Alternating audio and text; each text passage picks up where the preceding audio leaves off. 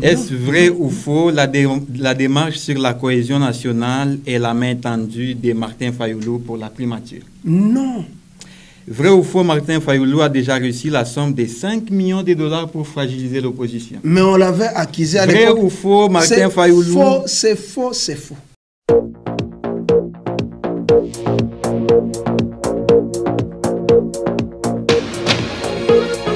À l'instant, c'est votre programme.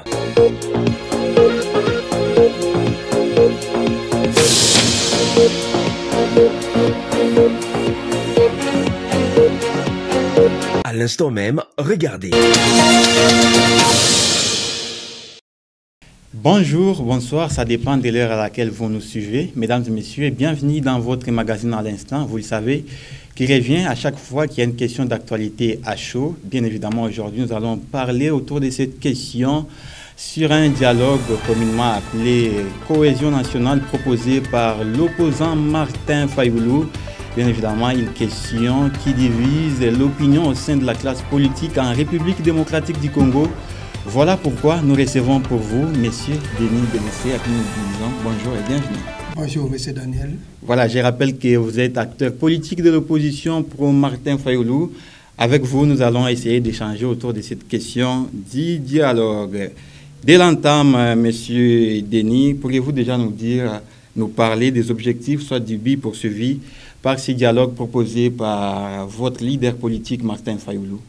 Oui, le dialogue amène l'unité. Il n'y a pas un peuple qui est digne sans dignité.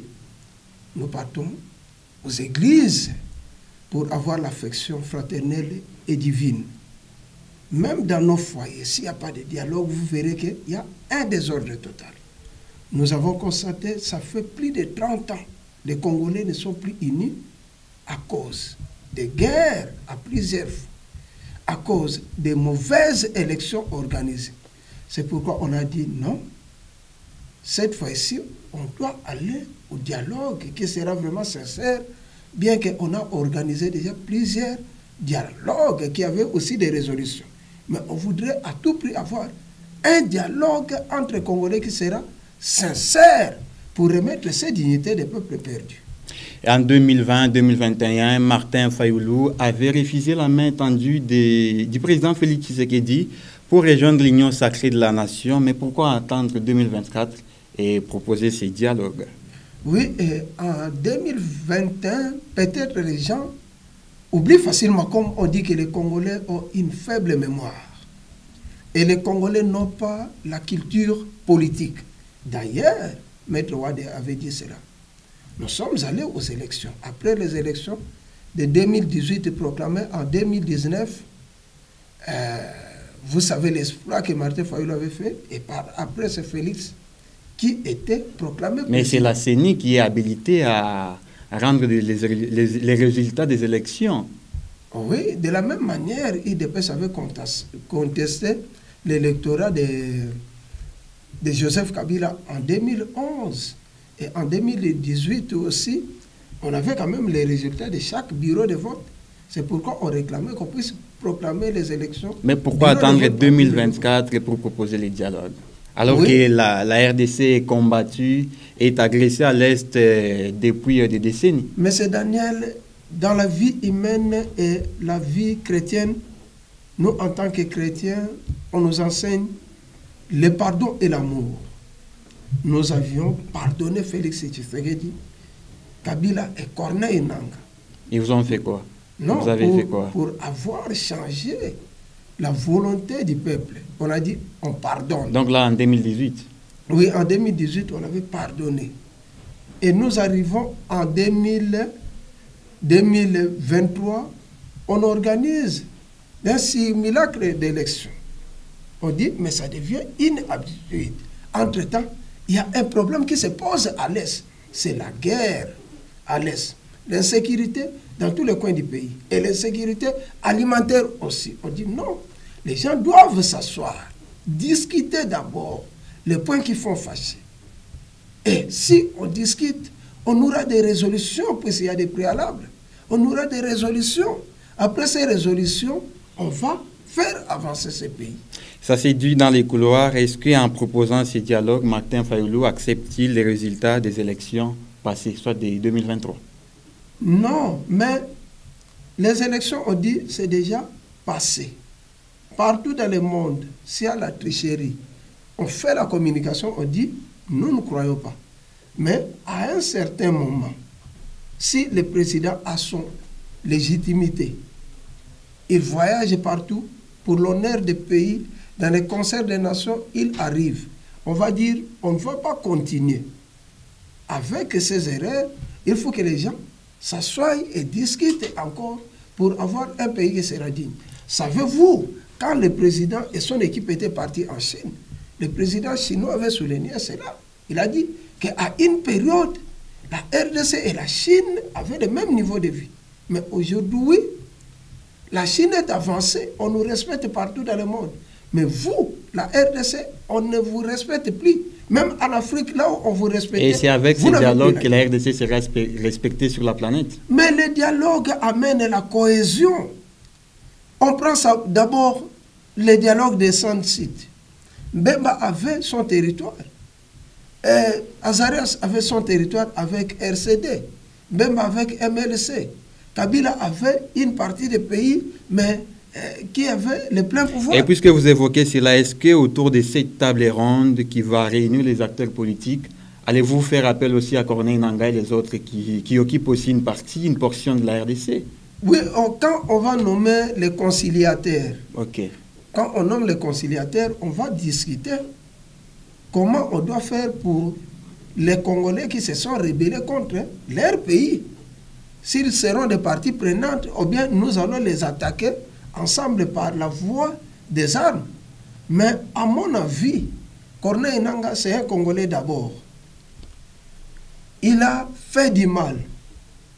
La meilleure des choses à faire, c'est de lui ramener d'abord à la raison. Il est déjà condamné à la peine de mort. Non, on va les ramener d'abord à la raison. Le problème de la peine de mort, on va voir après. Voilà, ça, ce n'était pas notre sujet, mais il y a quelques jours, nous avons vu, vous, opposition, vous étiez devant les bureaux de Constant Moutamba afin de manifester pour dénoncer les arrestations des opposants en République démocratique du Congo par les pouvoirs. Vous l'avez qualifié, les pouvoirs de Félix Tshisekedi. Mais pourquoi voulez-vous aller au dialogue alors qu'il y a certains opposants qui sont emprisonnés? Oui, dans ce monde, il n'y a que deux sortes de présidents. Soit vous êtes tyran, ou bien vous êtes leader. Depuis l'histoire de la République démocratique du Congo, nous avons connu seulement un seul leader qui était Kassavou. Puisque un leader doit être humain. Un leader doit être intelligent et il doit être aussi honnête, ainsi que courageux. Mobutu n'était que courageux, mais il manquait d'autres critères là. Mais c'est Kassavou qui réunissait presque tout, sauf il n'était pas courageux. Mais comment vous qualifiez alors Tshisekedi? Un unificateur, un président tyran, mais comment vous les qualifiez? Tshisekedi est juste un président gentil. Ok. Il est seulement gentil. Un président humaniste? Non, non, gentil. Ok. Pas humaniste, puisqu'il avait dit qu'il va fermer les prisons des ANR. Dès qu'il va accéder à la magistrature. Peut-être qu'il va fermer parce qu'il a encore beaucoup de temps. Mais aujourd'hui, nous voyons moindre erreur, on vous accuse de faux bruits. Mais comment voulez-vous aller à un dialogue alors que vous avez vos collègues opposants qui sont emprisonnés? Non, mais le dialogue, on parle souvent avec l'ennemi, soit adversaire, pour une réconciliation. Est-ce que parmi les questions qui seront traitées, vous allez évoquer cette question d'arrestation des opposants? Setki Koni, Jean-Marc Kabound, Mike Mukeba et Daniel Safou. D'ailleurs, c'est ça qui sera à l'ordre du jour. Ça sera à l'ordre du jour. Si on ne part pas au dialogue, ces gens resteront toujours. Et si vous ne trouvez pas gain de cause? Non, on aura toujours des résolutions. Je crois que le président Félix ne va pas refuser. Voilà. Il ne va pas refuser. Ce sont des Congolais. Et savez-vous que tous ces gens qu'on a arrêtés, ce sont les mêmes personnes qui ont milité du côté de l'opposition avant que Félix devienne aussi président.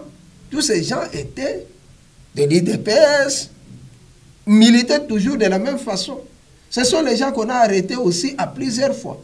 Et plus grave, Dans le même régime, l'opposant prend le pouvoir aujourd'hui. Les mêmes personnes, on les arrête encore. Jean-Marc Kaboun était prisonnier à plusieurs fois à Kamina.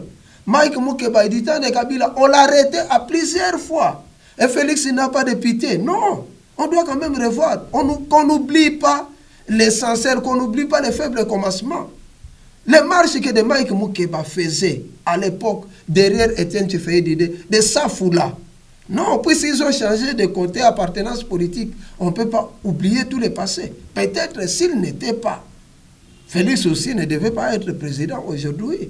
Ce sont des fervents. Et quand je regarde à la télé, je ne vois plus Mike Moukeba, je ne vois plus Safou. Je dis, ah, la presse a baissé. Voilà, merci, monsieur Denis, pour cette intervention. Mais dès lors que j'ai annoncé votre participation dans cette émission, les internautes ont eu à vous laisser quelques questions que je vais devoir vous poser et vous serez face à la caméra, vous allez regarder cette caméra. Merci beaucoup. Et vous allez nous répondre pour confirmer ou ça nous dire que c'est faux. Est-ce vrai ou faux, Martin Fayoulou est un opposant du pouvoir? Non. Est-ce vrai ou faux, la démarche sur la cohésion nationale et la main tendue de Martin Fayoulou pour la primature? Non. Vrai ou faux, Martin Fayoulou a déjà reçu la somme de 5 millions de dollars pour fragiliser l'opposition? Mais on l'avait accusé à l'époque. Vrai ou faux, Martin Fayoulou? C'est faux, c'est faux. Voilà. Déjà que Martin Fayoulou se retrouve à New York, nous sommes aux États-Unis, certains disent qu'il a été financé par les pouvoirs en place. Vrai ou faux? Ce n'est pas sa première fois. Voilà. Merci et donc nous vous disons merci d'avoir répondu à notre invitation. Merci beaucoup. Mesdames et messieurs, merci de nous avoir suivis. À l'instant, revient à chaque fois qu'il y aura une question d'actualité à chaud. L'ensemble de la rédaction, mais aussi l'équipe technique dirigée par Eli Moukeba, Marcia Kabanga, vous dit sincèrement merci de l'avoir suivi. D'ici là, portez-vous bien, surtout. Vivez longtemps, vivez plus de 100 ans. Au revoir et à très bientôt.